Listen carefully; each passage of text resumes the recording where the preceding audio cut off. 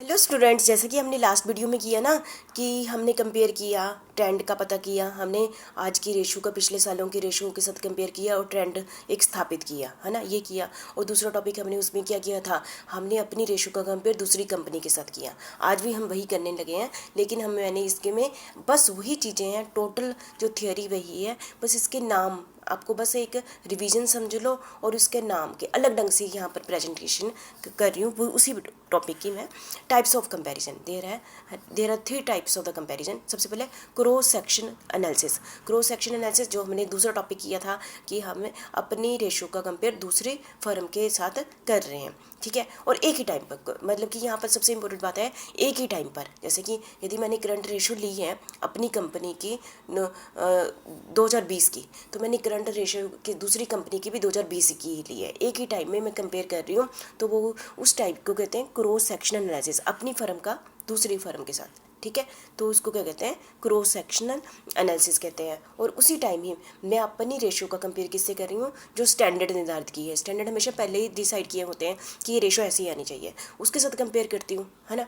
तो वो भी हम क्या कहेंगे, क्रॉस सेक्शनल एनालिसिस किया। अब मतलब कि बात तो वही है जैसे हमने वहाँ पर दूसरा टॉपिक किया था कि एक फर्म का कंपेयर दूसरे फर्म के साथ करते हैं। यहाँ पर मैंने उसका नाम दे दिया क्या, क्रॉस सेक्शन एनालिसिस। इसको हम क्या कहते हैं, क्रॉस सेक्शन एनालिसिस। जब एक ही टाइम पीरियड में दो रेशो का कंपेयर करते हैं तो हम उसको क्या कहते हैं, क्रॉस सेक्शन एनालिसिस करते हैं। जैसे one way of comparing the ratio और ratio of a firm is to compare them the ratio of some other selected firm. जब एक फर्म का कंपेयर एक फर्म, जैसे एक ही इंडस्ट्री के अंदर एक फर्म की जैसे करंट रेशो का कंपेयर दूसरी कंपनी के करंट रेशो के साथ कर रहे हैं, ठीक है। लेकिन मेन बात है कि यहाँ पर स्ट्रेस क्रॉस सेक्शन एनालिसिस में ना एक ही टाइम में सेम पॉइंट ऑफ टाइम, ठीक है। ऐसा नहीं है मैं 2000 अपनी कंपनी के अपनी जो फर्म है उसकी रेशो लूँ 2020 की और उसकी लूँ 2019 की, नहीं, दोनों की सेम टाइम होनी चाहिए, ठीक है। So it involve the comparison of two more firm financial ratio at the same point of time. The cross section analysis help the analyst to find out as how two particular firm has perform in relation to the competitor. बस इससे पता चलता है, बस competition का पता चलता है कि जो मैं दूसरी फर्म के साथ जो मेरी रेशो कंपेयर हो रही है, तो क्या मेरा वहाँ पर, क्योंकि मैंने आपको बता दिया रेशो का बढ़ना या कम होना उसके ऑब्जेक्ट पर डिपेंड करता है। क्या जो रेशो जो ऊपर की तरफ जा रही है क्या, और जो मेरी दूसरी कंपनी के साथ कंपेयर है, क्या अच्छा है कि बुरा है। यदि कमी है तो मैं इम्प्रूवमेंट करने की कोशिश करूँगी। जैसे कि हम इंडस्ट्री है ना, जो एक इंडस्ट्री के अंदर बड़ी सारी कंपनियाँ हैं, वो आपस में यदि कंपेयर कर ले तो हमें पता चल जाता है कि मेरी परफॉर्मेंस कैसी है। कि मुझे लगता है कि मैं तो बहुत अच्छा चला हूँ, पर मैं यदि देखा कोई इंडस्ट्री में तो सारे मेरे से भी 10 गुना आगे चले हुए हैं, तो इसका मतलब कि मेरे में वीक पॉइंट है, ठीक है। इस टाइप से ये हमें हेल्प करता है क्रॉस सेक्शनल एनालिसिस, ठीक है। इससे बहुत सारे जो टॉपिक है मैंने कवर ही नहीं किए हैं, यदि मैं कंपेयर करूँगी तब मुझे पता चलता है ना। यदि हम इन्वायरमेंट के बाहर निकलें, हम लगते हैं कि हम बहुत ही एफिशिएंट है, सब कुछ ठीक है। जब हम बाहर जाते हैं लोगों के साथ कंपेयर करते हैं तो हमें पता चलता है कि हमें तो बहुत ज़्यादा कमियाँ हैं, ठीक है। हम यहाँ अपने घर में रहते हैं, अपने एरिया में रहते हैं, तो लगता है कि हम तो बड़े ही परफेक्ट है, ठीक है। जब हम बाहर जाते हैं तो हमें बहुत और चीज़ों का पता चलता है। यदि हम पता चले, हमें अपनी कमियाँ पता चलेगी तभी हम उसमें इंप्रूवमेंट करेंगे ना। जब तक हमें पता ही नहीं चलेगा, हम अपने आप को परफेक्ट मानेंगे, तब तक हम अपने आप में इंप्रूवमेंट भी नहीं कर पाएंगे, ठीक है। ऐसे ही मेन मकसद इसका ही है, मतलब कि यहाँ पर हेडिंग का यहाँ पर स्ट्रेस 2 पॉइंट ऑफ दे रही हूँ। क्रॉस सेक्शन एनालिसिस मतलब एक सेम पॉइंट ऑफ टाइम में दो कंपनियों की रेशो का कंपेयर करना है, ठीक है। और in this type of the analysis the comparison with the standard के साथ, आपको पता है स्टैंडर्ड के साथ हम कंपेयर करें, जिससे, ठीक है, यदि उसके बीच में स्टैंडर्ड और जो मेरी रेशो है उसके बीच में डेविएशन आ रही है, मतलब कि बहुत ही ज़्यादा फर्क आ रहा है, तो मेजर इसका मतलब वहाँ पर अटेंशन देने की ज़रूरत है, वहाँ पर ज़्यादा ध्यान दिया जाए कि क्यों आ रही है। जो स्टैंडर्ड हमने निर्धारित किया था ये रेशो होनी चाहिए, और यदि जैसे डेट इक्विटी रेशो है, ठीक है, आपको बताया कि जब हम मार्केट से बाय बैक ऑफ शेयर करते हैं तो वहाँ पर रूल्स बने होते हैं कि आपकी जो रेशो है इससे ऊपर नहीं जानी चाहिए, डेट इक्विटी रेशो, ठीक है। तो ये सारी चीज़ें बड़ी इंपॉर्टेंट होती है, ठीक है। तो एक cross section analysis is easy to undertake as most of the data required for this may be available in financial statement of the firm.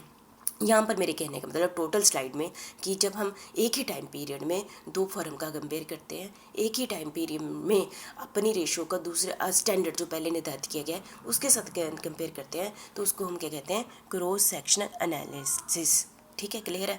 दूसरा पॉइंट जो हमने टाइम सीरीज एनालिसिस किसे कहते हैं, जो पिछली वीडियो में हमने पहला टॉपिक किया था ना, कि हम अपनी रेशो का पिछले साल के साथ कंपेयर करें और पिछले कुछ सालों का कंपेयर करें, फिर उसका एक ट्रेंड बन जाता है। क्योंकि टाइम सीरीज मतलब टाइम, मतलब कि जब हम एक रेशो का कंपेयर दूसरी रेशो के साथ कर रहे हैं, जो आज की रेशो है और पिछली रेशो है, वो दोनों क्या है, टाइम अलग अलग है, दोनों का टाइम अलग अलग है।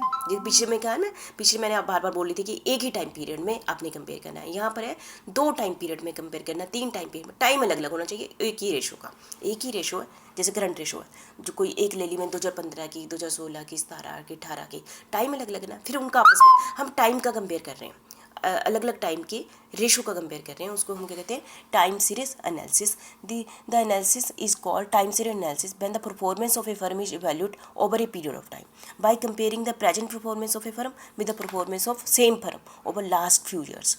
ठीक है, हम क्या कर सकते हैं, मतलब टाइम अलग अलग होना चाहिए और वही रेशो का हम कंपेयर करते हैं। As assessment can be made about the trend in progress of the firm, about the direction of progress, है ना। तो आप समझ रहे ना, the information generated by time series analysis can also help the firm to assess whether the firm is approaching long term goal और not. इससे पता चल जाता है कि जो ट्रेंड है, मेरी जो रेशो का ट्रेंड है, यदि प्रॉफिट वाली रेशो बढ़ रही है तो इसका मतलब बहुत अच्छा फ्यूचर है। ठीक है, यदि ग्रोथ वाली रेशो बढ़ रही है तो इसका मतलब बहुत ही अच्छा है। ठीक है, तो इसके लिए टाइम सीरीज एनालिसिस हमें टाइम के बारे में बताता है, टाइम, है ना। Can be extended to cover, हमें लगता है कि क्या मैं ग्रो कर रही हूँ पिछले साल, जैसे आप भी अपना कंपेयर करते होंगे, क्या जैसे कि मेरे में इंप्रूवमेंट आई, ठीक है, हर साल क्या मेरे में इंप्रूवमेंट आ रही है कि मैं पहले जैसा ही हूँ। ठीक है, तो इस चीज़ को ध्यान देने की ज़रूरत है। ये टाइम सीरीज एनालिसिस है important trend in financial performance, shift in trend over the year, significant deviation if any from the other set of data. यदि डेविएशन आ रही है तो बस टाइम सीरीज एनालिसिस होती है, हम अलग अलग टाइम पीरियड की एक ही रेशो का कंपेयर करते हैं और फ्यूचर की प्रेडिक्शन कर लेते हैं। इस टाइप के ये एनालिसिस को हम क्या कहते हैं, टाइम सीरीज एनालिसिस कहते हैं। ठीक है, कंबाइंड एनालिसिस, जो हमने टाइम सीरीज एनालिसिस की और क्रॉस सेक्शनल एनालिसिस की, उन दोनों को कंबाइंड कर दो तो कंबाइंड एनालिसिस बन जाता है।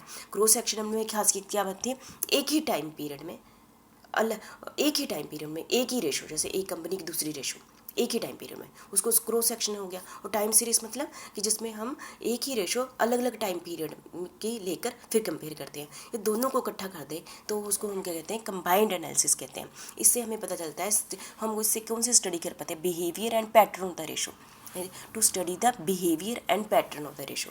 ठीक है, तो a trend of ratio of a firm compare, जैसे ट्रेंड निकाल लिया ना पिछले 5 सालों का, क्योंकि 2 फर्म ले लिया हमने, एक और 2, है ना। एक फर्म का टाइम सीरीज निकाल लिया, मतलब कि एक फर्म के 5 सालों की रेशो का करंट रेशो ली, है ना, उसका ट्रेंड बना लिया। हम देख रहे हैं कि करंट रेशो लगातार इंक्रीज हो रही है। ऐसे ही हम दूसरी पे फर्म का भी ले लिया कि ट्रेंड।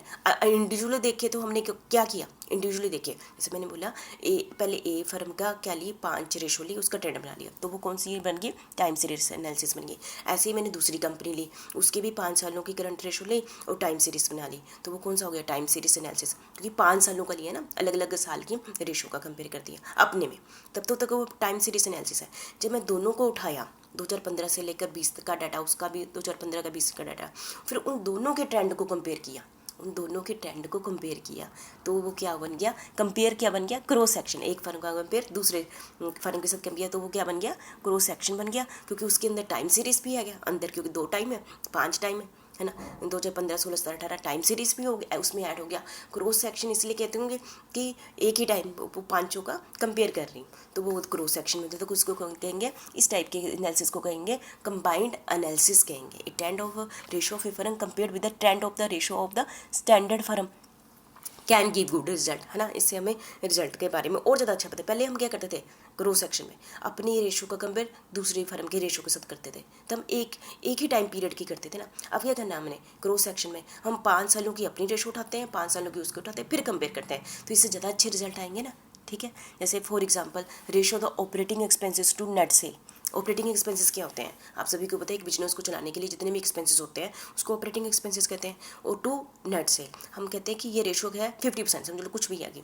और हम देखते हैं कि जो हमारी रेशो है वो इंडस्ट्री मतलब हम जो हमारी जैसे सारी कंपनियों का जो ग्रुप है वो उसकी वो रेशो क्या है, हमसे हमारी ज़्यादा है, तो इसका मतलब हमारे में कमी है, तो हम उस पर क्या लेंगे, एक्शन लेंगे, और फ्यूचर में अब हमारी कोशिश रहेगी हम इंडस्ट्री की रेशो के बराबर जाएँ या इंडस्ट्री से कम कर दें, ठीक है। ऑपरेटिंग एक्सपेंसेस टू नेट से, इस टाइप से हमें कंबाइंड एनालिसिस इस टाइप से डिसीजन लेने में हेल्प करता है। देखो हम अपने आप को, हर कोई अपने आप को परफेक्ट समझता है जब तक हमें अपनी कमियां नहीं पता चलती। जब कमियां पता चलती है, सबसे पहले अपने आप को कमी दिखाना ही इंपॉर्टेंट बात होती है, ठीक है।